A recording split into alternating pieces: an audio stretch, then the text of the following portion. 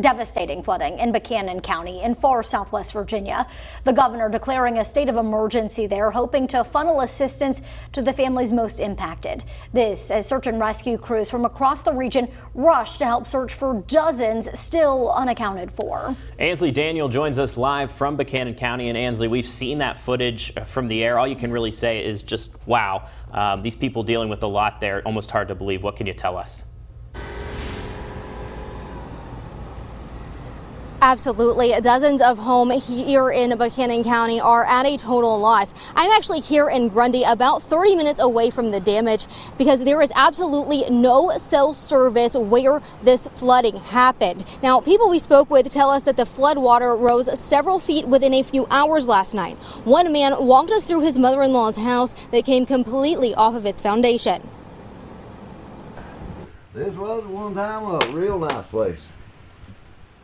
It just, you can see, it ain't even safe to get in. It's our water line. That's how far up it got. It moved this house. Everything was gone. I mean, it's a little community right here. People lost everything. And it's sad.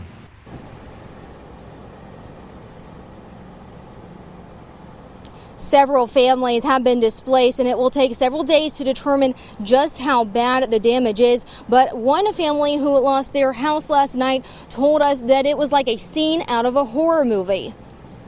It started our back porch, our back steps left, and then our front porch left, and then we were stranded in the house. The water kept coming up, and eventually me and my son, my 2-year-old son, were on an air mattress in the floor, and we were floating, and the water was up maybe this high.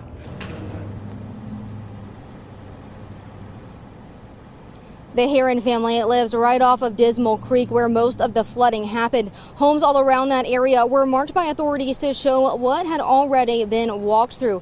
Now, we are told to expect an update from authorities tomorrow. One major thing we are planning on keeping an eye on is the number of people that have been unaccounted for. As of this afternoon at a press conference, we were told it was about 40. But again, that number is going to fluctuate as there is no cell service and people are coming in and out of not only the command center, but also the reunification center. Live in Buchanan County, Virginia, Ansley Daniel.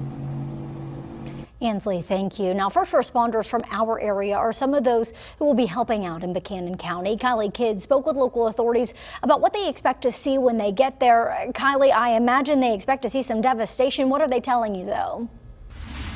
So at 5:15 a.m. this morning, multiple fire rescue agencies in our area woke up from a phone call from the Virginia Department of Emergency Management. That phone call alerted them to mobilize to Buchanan County. Roanoke County Fire and Rescue spokesman Brian Klingenpeel says 17 first responders and more than 4 boats responded to aid search and rescue operations. Klingenpeel says this is nothing like a regular river rescue.